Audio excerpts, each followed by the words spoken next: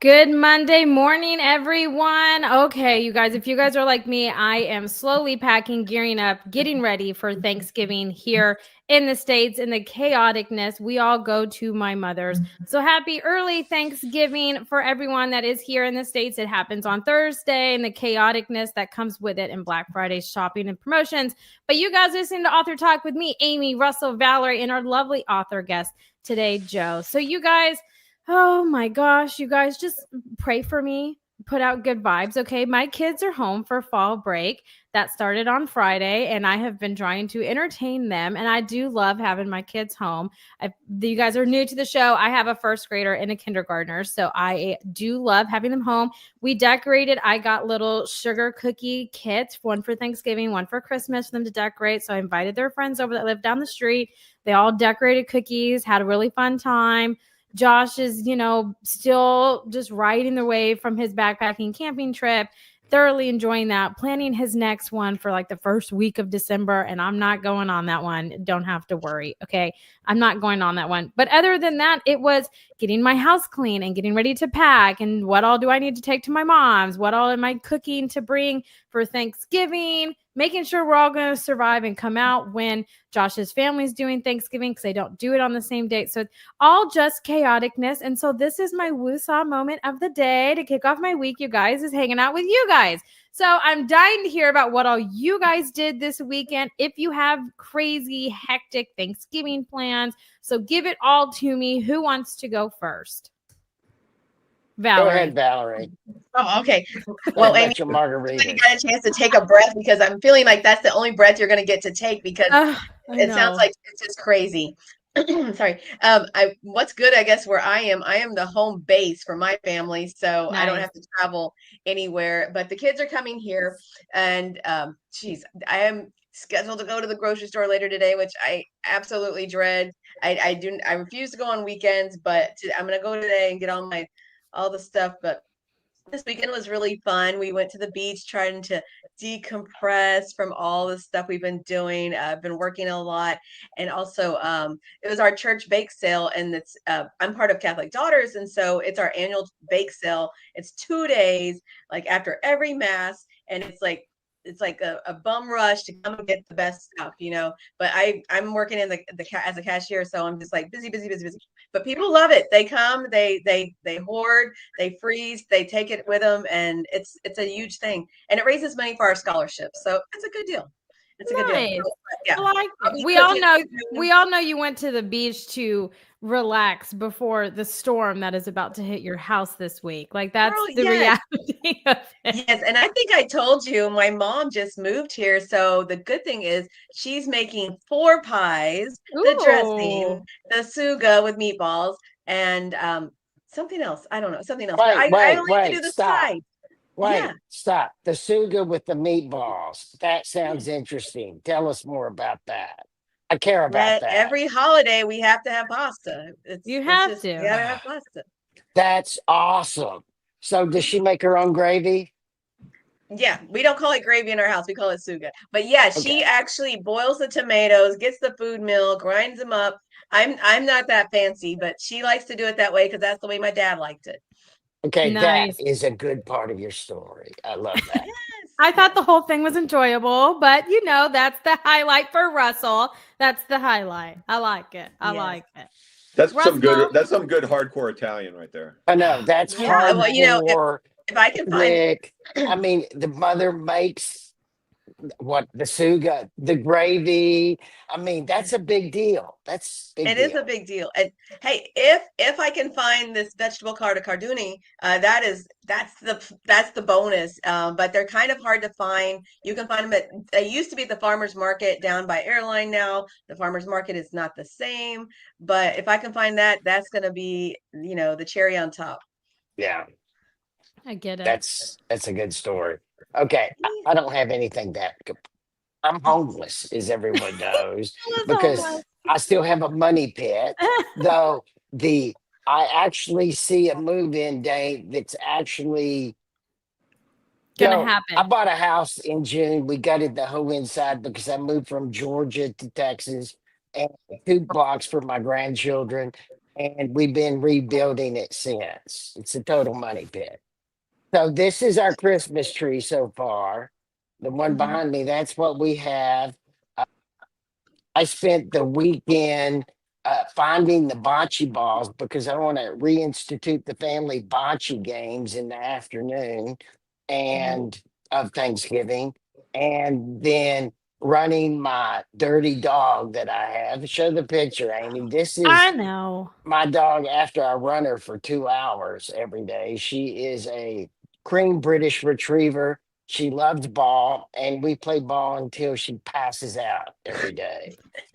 So, And okay, Amy Russell. was not organized No, enough to oh do my her God. job. Okay, see, Joe, this is what I was telling you about before. Anyways, I am organized, just all of my tabs are spinning. Okay, so it's not that I wasn't organized. I How have it many up and times have I set. told you to get rid of all I your extra just tabs before the show? Russell, you know what, Russell? I am the most thankful for you because I don't know how I have survived 33 years of life without you in my life for the past 9.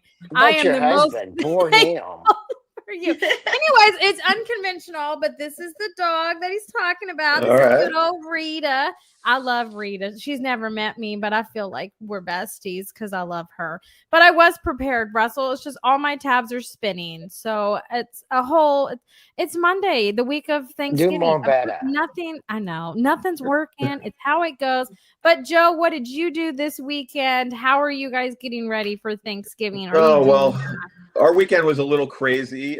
My daughter Gigi had her tonsils out on Friday, so Oh, we were kind of using that Thanksgiving break for her to recoup before she has to go back to school. So that's been an adventure. Lots of ice cream for her, which nice. she's loving.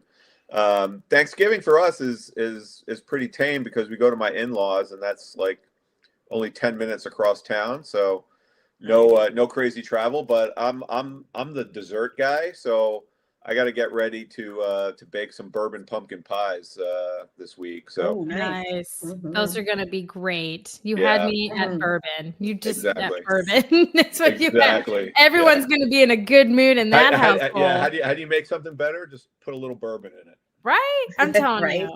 I am here for that 100%. Well, Russell, it's Okay. your moment to shine. Yes, we need to thank our listeners. Uh, Joe, we're like top 10% on Good Pods and top 1% on some of the others of independent book podcasts. And we've been on for almost 10 years, and we're very grateful. When we first, a couple of years ago, got on podcasts and not just YouTube, I could never find us. And then Amy did some magic. And as low tech as I am, even I can find us now. Amy, where can people find us? I know, you guys. I'm telling you. I'm also thankful that Russell can find us now, and I don't get those text messages anymore because they were rough. But he was on it. But you guys, you can find us literally anywhere that you can search for a podcast. My go-to is Spotify and Amazon. I'm an Android user, so Google Play. If you are an Apple user, iTunes. If you enjoy coming and watching your podcasts like I actually thoroughly do, I do these all the time. I watch them all the time. Me and Valerie are pretty animated, and it's really, Valerie, I love you dearly, but it is fun when Valerie freezes to see what kind of pose she freezes in. But I tend to Yeah. talk a lot with my hands. I don't have a poker face, but I do try. So you can come over to our YouTube channel, any one of our social media platforms, or our Author Talk Facebook group. You can join. We love engaging with you, answering your questions as they come in. And generally, we're laughing at and with each other, at ourselves. So you feel free to jump in and do that at any moment in time. But you guys, okay, Russell, I have a story for you. So Joe, backstory, me and Russell, mostly me, I have been teaching Russell about the romance genre and how deep it goes, It's right? romance. It's shocking. Dark Wait, I romance. got to ask Joe this. Yeah. Joe, have you ever heard of people getting tattoos of quotes on romance books before?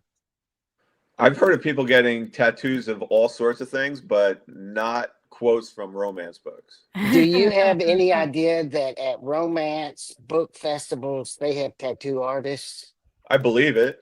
They But do. did you ever know it? I did not know that. And that's No, how we started the year. We've talked about this all year, Well, finding new I stuff. just learned something. You learn something It's new every stunning. day. Oh my gosh.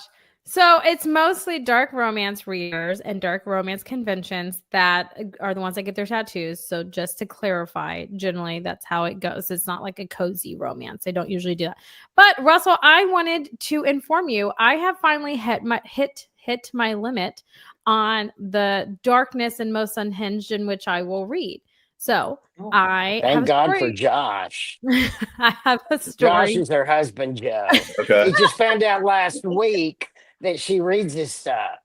Okay, No. wait, but before we get to that, do you have an example of like what someone's tattooing, like on Yeah, so quote? Run Little Mouse is a good one.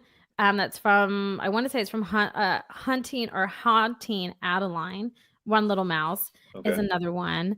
One is You Vow, I Vow, We Vow, which is from the Lord's series, and it's specifically from The Sinner, which is the one that I read from that within that book, and that is a very dark book. And what we mean by dark romance books is it's not like your traditional cozy. They don't always have happy endings, but they have very dark themes. So like kidnapping, grooming, all those kinds of elements are within that. So those are the ones. It's kind of weird. It's not the Hallmark Channel. No, it's not. They usually have like pages of trigger warnings, usually, but and That's the thing that got me. These novels have 2 or 3 pages of "Don't read this if this scares you." yeah, Oh my Lord. generally. Sorry, that's my dog coming in, you guys.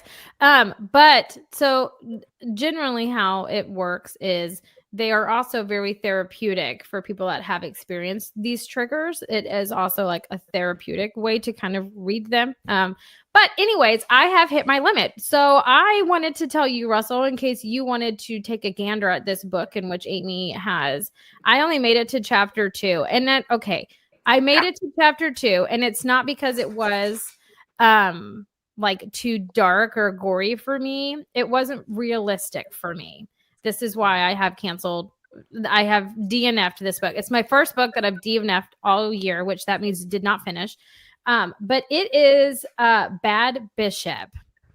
And the reason that I have DNF it, and this is, Russell, this is, I don't even know if I want to tell you a story, but I want to, because I want you to either like look at this book to realize like the difference within it.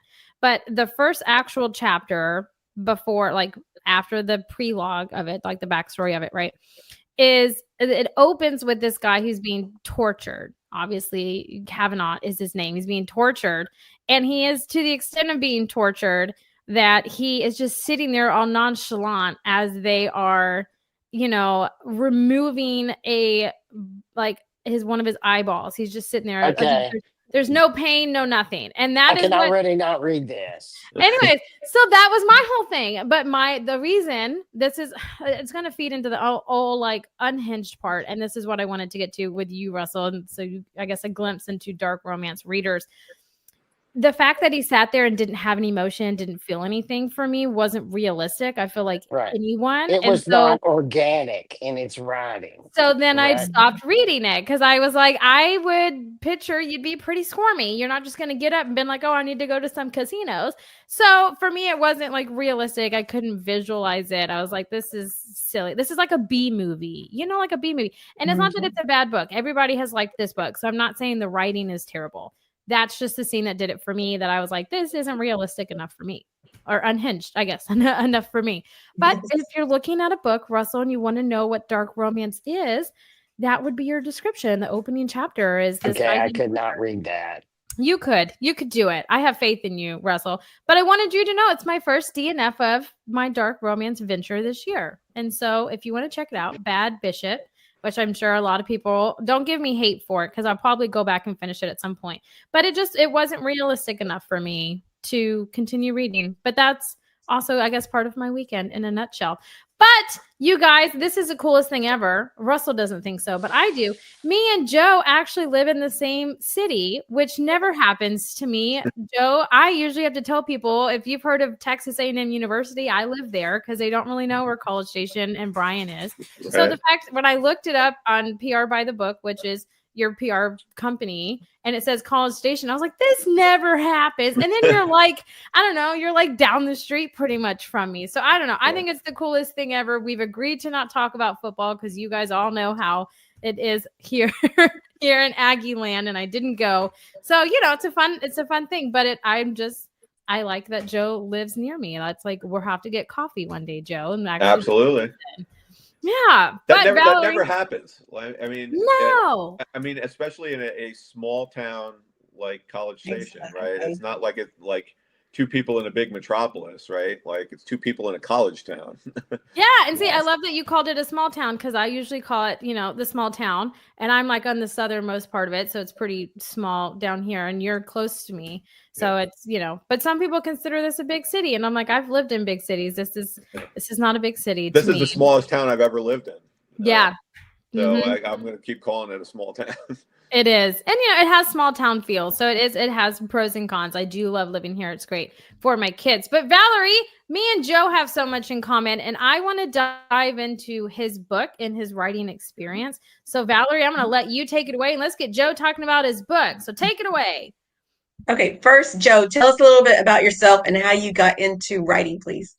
Oh, man. I was always a creative writer, like going back to when I was a kid.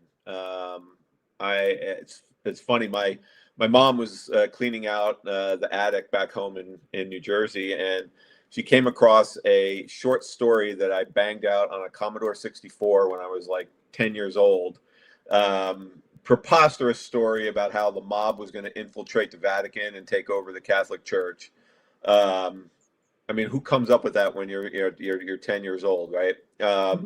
So that writing was kind of always in me. I guess I would say someone from Jersey would come up with that. Yeah, someone from Jersey would definitely come up with that.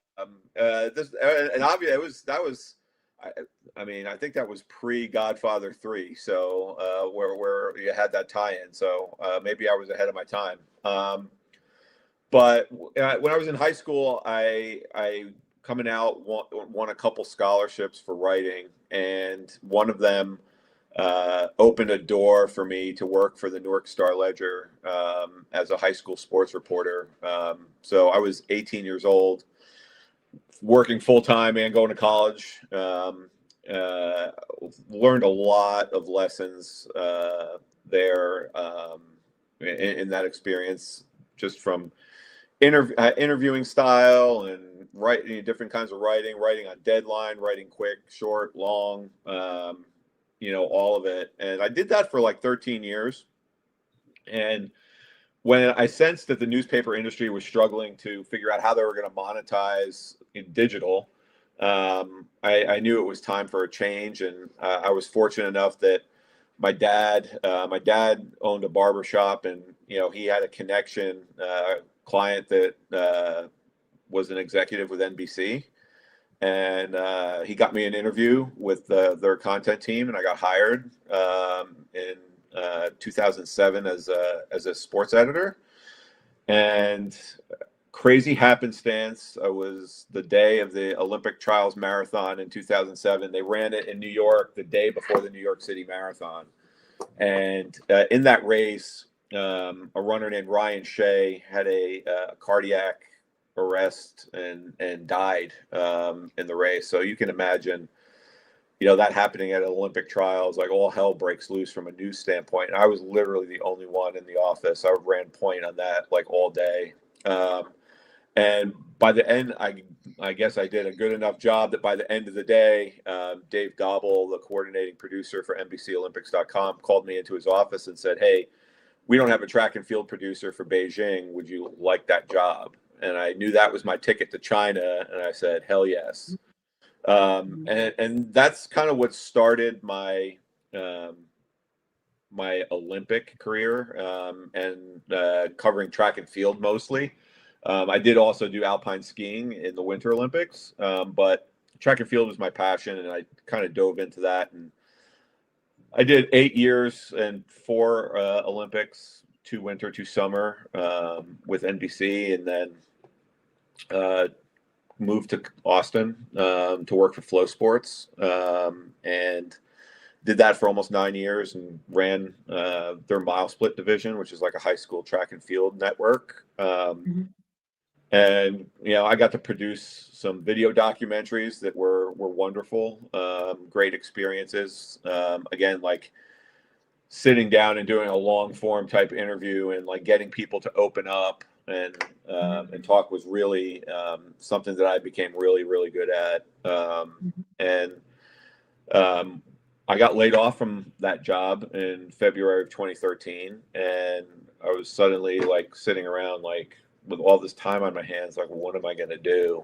And I had a picture of my daughter on my desk, and I remember when she was kind of learning her alphabet, she never had a track and field themed ABCs book, and that you could go on Amazon or anywhere and find them for every other sport, but not that one. And so I sat down and decided, well, let me see if I can write one. And so I, wrote all the letters of the alphabet down, and then started trying to match them up with, some of the greatest athletes in the history of the sport. And then once I had that list, the challenge became, okay, now how do you write 2 sentences that sum up their greatness and make it rhyme?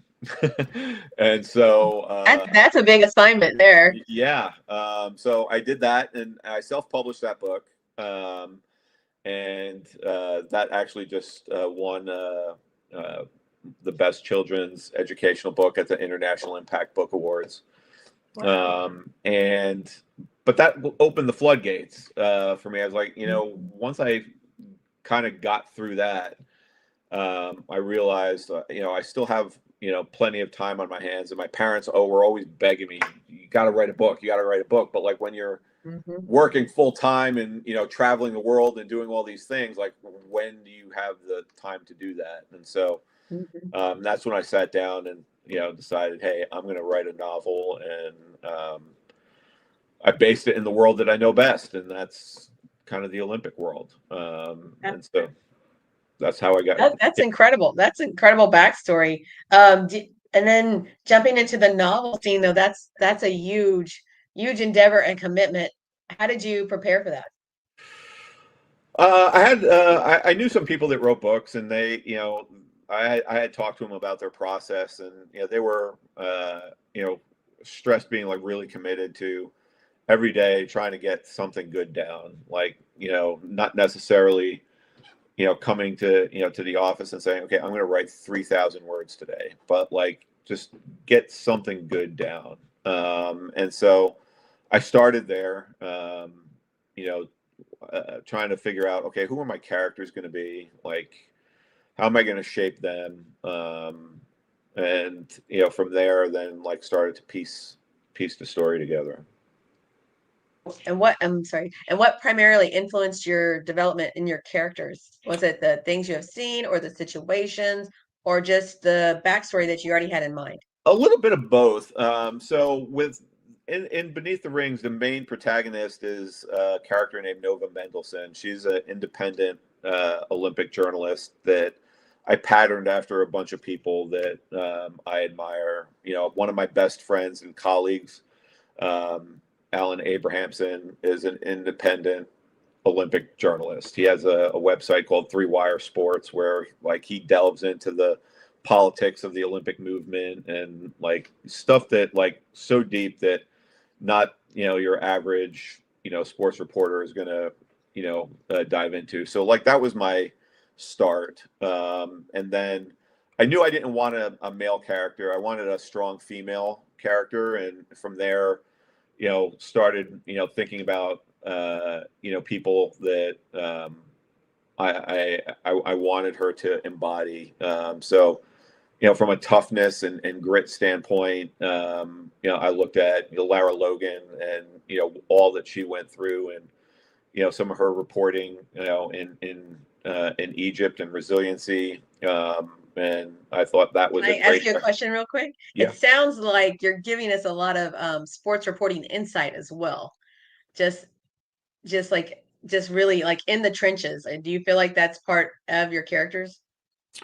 There's in the trenches stuff for sure, details in that book. There's nuances, like things inside the main broadcast center, and like how they would hold press conferences, and going through security, and like all of those things that, like, unless you've kind of lived that and been through it, like it's very different from say like going and covering an NBA basketball game, right? Like and then also I noticed the storyline is based in the future. Can you explain a little bit more of that?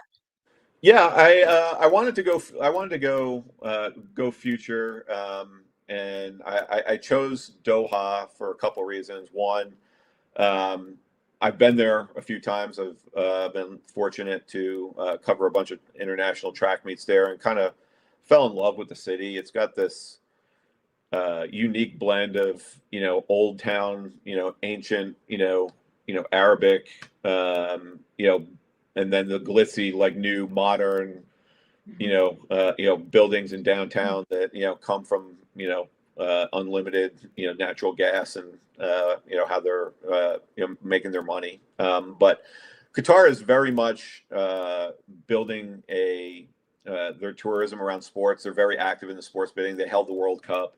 They're bidding for future Olympics. I don't doubt that they could get a 2040 Olympics, but I felt like there was some realism there in going there, and going into the Middle East, I think sort of set the tone for their being the opportunity for a terrorist sort of situation to unfold.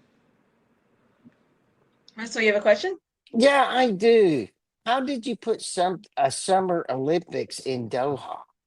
I mean, you wouldn't be able. You'd have to have the Summer Olympics in February, wouldn't you? No, you wouldn't necessarily have to have them in February, but they've done Summer Olympics, later on in the year, in like September, October in the past. I'm trying to think if it was Australia, if it was Melbourne, in the 50s that they ended up doing that. So it's possible, but think about what they did for the World Cup, and they have air-conditioned outdoor stadiums for soccer. So like the infrastructure is there to like do things in the summer. But the reason I ask is things like marathons. I mean, a lot of it you could do is indoors, but things like marathons They would be did well. They did impossible. that. They've held world championships there, and they've done marathons outdoors. Even in Beijing in 2008, like it was blazing hot, Yes. and humid, and they ran the marathon there, and they had set up with like water shower stations on the side for like the runners to cool off. I mean, there's ways to battle the heat, and God knows Qatar has the resources to figure out how they're going to air condition 26.2 miles of marathon course. So let's talk about the storyline. What's actually happening in your new novel? Yeah, so it's set at the 2040 Olympics, and shades of Munich in 1972. A terrorist organization comes and kidnaps the Israeli and Lebanese teams, 12 athletes. They hold the IOC and the world for $500 million ransom, or $500 billion ransom, excuse me. And they send some clues to Nova, and she kind of goes down this path on her own of trying to unravel this plot with help from some underground folks that she encounters and knows from her time there, and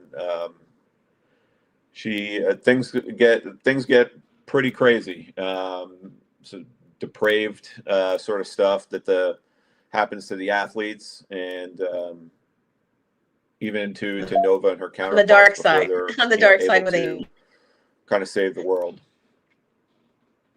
So are you touring to the dark side, like Amy was saying, just like, trying to Valerie, just I really think we incorporate. lost your audio. Oh, no, It I'm happens to here. Valerie sometimes. We I are can having. Hear me hear now? her. I can I hear her, could yeah. hear too. I couldn't She, hear her. yeah. So she Okay. was Ask it again, asking, Val. yeah. Oh, okay. I was just saying, it sounds like it's I going to the still can't dark hear her. side, like Can you guys Amy hear her? was. Well, I I can hear. guess Valerie's Can we not going to be translate? Can asking we? questions. She's asking Valerie. So I want to make sure I get it. She's asking if it's like kind of going to the dark side, kind of like how I had said. And then that's all I hear from Valerie. That's me. In other words, how violent, how gruesome are you, Joe? I mean, that's a real. I write murder thrillers, so it's a challenge. I have Yeah. to deal with it too. I go to the dark side on my stuff. How hard do you My go? first draft was pretty dark, and I have a friend, Sarah Crouch, who's a USA Today best-selling writer, and she was fortunate enough to say, "Hey, like send me your draft. I'll read it." And she What a was, compliment that was. yeah, I'm Yes, completely yes. amazing. And she read it, and she's like, "Hey, like you got some stuff in here that's like crossing way into like gore, right? And like there's certainly an audience for that type of book, but like your genres are getting mixed here. Like so I actually rewrote the first 8 chapters and toned down a lot of that gory detail, and followed up in the later chapters that like were there was some a lot of medical talk, like as they were trying to heal some of these athletes, and kind of tone some of that down as well. So it was something I struggled with for sure, out of the gate. But the tone is dark, but the gore is not. It has been toned down significantly. So it's. So I have a question. Yeah. So, are you? What perspective are you writing the book from? Is it from the hero's perspective? Is there several perspectives? How do you It's approach the that? hero. It's following the hero. Is it first person? It is not first person. No, but it's definitely following her and her psyche, and how she's thinking about on solving this plot, and working with these couple people that have some experience with ancient Arabic, and they can they unravel this revenge plot, and the core of it, and how to get to those bad guys, but like while still working with the International Olympic Committee and the governments and the military, and all of those sort of factions. So it's not first person, but it's definitely following her as she navigates these waters. So, what kind of message? I have several questions. Yeah. What is the real underlying message you're trying to send with the book? What was your greatest challenge with the book? And what are you proudest about from the book? Okay. I'll tackle them in reverse. What I'm proudest of, honestly, is the ending. The ending of That's a good answer. The ending of the story like gives Nova. It's a happy ending in a sense, but it's the ending that that character deserved after going through the first 26 chapters of the book. I'm proud of the way I was able to wrap that up, while still leaving it open to like the possibility of a revisiting Nova in another book, right? So proudest of that. The biggest challenge I had, it goes back to that kind of genre blending that I did, and inadvertently. I think I had a lot of, thoughts of, I've got this terrorist organization and they've kidnapped these athletes. Like, they're gonna torture them. Like, I gotta, go into detail on like how that's going about. And, I took the book down an avenue it probably, didn't need to go down. I could, kind of allude to some of those things without like describing in detail, like puncture wounds and, all of that stuff. So, I think that was the biggest challenge. And then like going back and rewriting that and, successfully keeping, the drama high and, but, kind of lowering the graphic intensity. And I forget your first question. What's your underlying message? The What is underlying the message? most underlying message of your book? I think it just goes back to, Nova being a strong female character, someone that, has an immense amount of experience, an immense amount of intelligence. She's resilient as hell. She takes a beating and keeps on going. Doesn't stop. Is persistent. I mean, she's hyper vigilant. Yeah, I mean, she's just a super strong character, and that's what I was hoping to develop. I'm most intrigued by it says the cryptic Arabic note. What is Could that somebody part translate of? Valerie for me? Oh, darn it. She's interested in the cryptic Arabic note. Yeah, the cryptic Arabic note. So the cryptic Arabic note is basically the ransom demand, and it's all in Arabic. Even in the book, like it's unless you can read Arabic, you're not going to know for a little while until Nova finds somebody that can translate that for her. But it's a ransom demand and kind of alludes to some of the vengeance that the terrorist organization called the Obsidian Hand is after. I think what I was looking into, Russell, maybe you can help too, where it Joe, said can the you ancient hear? I can't hear her. Okay. I was thinking about that, Valerie, let me okay, ask a couple questions then. I was just gonna say the ancient Arabic, so that's what I thought if he had to delve into like some history or something like that. She wants to know. Go ahead, Amy. Oh, I'm just saying she just wants to know because you mentioned ancient Arabic. So if you had to dive into like history and those kinds of things to have that translated. Yeah, I did, and I had to do a lot of research on some of that. It's called Naj vengeance, and kind of get an understanding of like what that was about. Same with creating the Obsidian Hand, right? It's a fictional, obviously terrorist group, but I actually wanted it to be somewhat historically rooted. So kind of looked at some past Middle East conflicts going back, and tried to tie the organization back to those roots. Is this back to the ancient one that the Mongols had to deal with in that area? Did you go? Is it that? It's not that historical. Not that back. No. Okay. What are some of your? Where are you going to be? How are you going to be publicizing the book in the next few weeks for Christmas? And how can people get a hold of you, Joe? Okay. Well, I'm doing podcasts galore. So this is actually my third podcast. I actually also did a TV spot for San Antonio Living this morning, and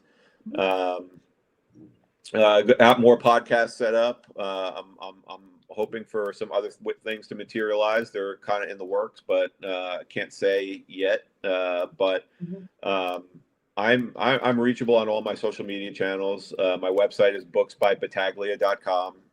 It's got links to all my socials. It's got blogs with backstories on all the characters. I thought that would be a neat way to kind of not bog the book down with chapters of backstory, but if folks are intrigued and want to learn more about the characters, like their backstories are there, and links to buy the book. It's available everywhere online: Amazon, Apple Books, Walmart. I mean, you can anywhere online that you can buy books. It's there.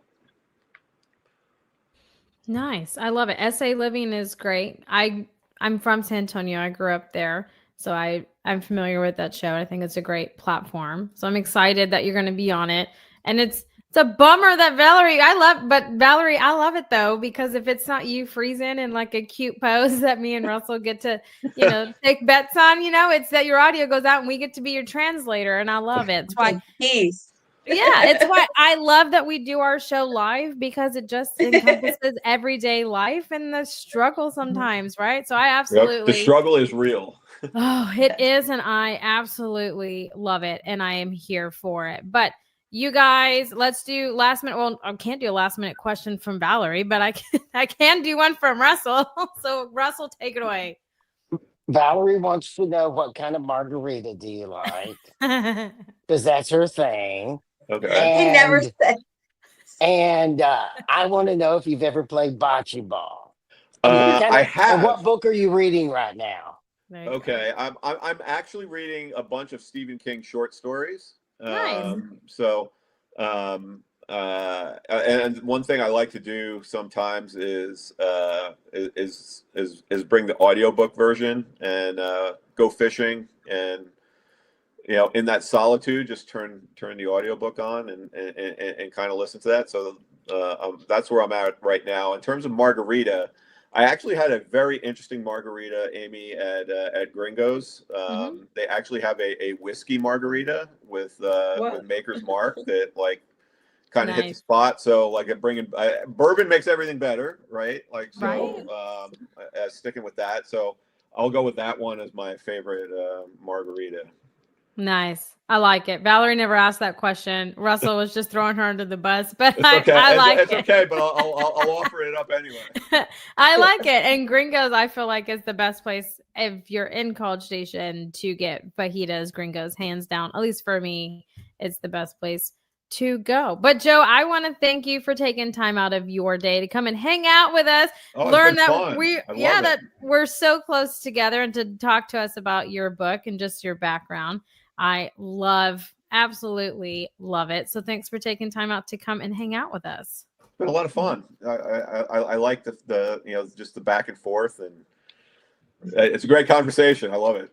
Oh, good. That makes me happy. Well, you guys, we hope that everyone has a fantastic Monday. Hopefully it's not as stressful as it could be. I know with the holidays here, things are stressful. So just enjoy family or quality time with your loved ones. Happy early Thanksgiving, you guys. I'm thankful for everyone on this call, my family, and, just the fact that we're all here and that Joe lives in the same small town as me. That just absolutely never happens. But you guys remember, and I cannot stress this enough, Black Friday, Small Business Saturday, Cyber Monday, and Giving Tuesday. Those are super important to authors. They will run promotions. So make sure that you go and take advantage of the holiday promotions that authors are running and support your authors locally, or just your favorite authors. Make sure that you go and support them. The best gift you can give anyone this holiday season is, yes, a book. I'm going to say a book.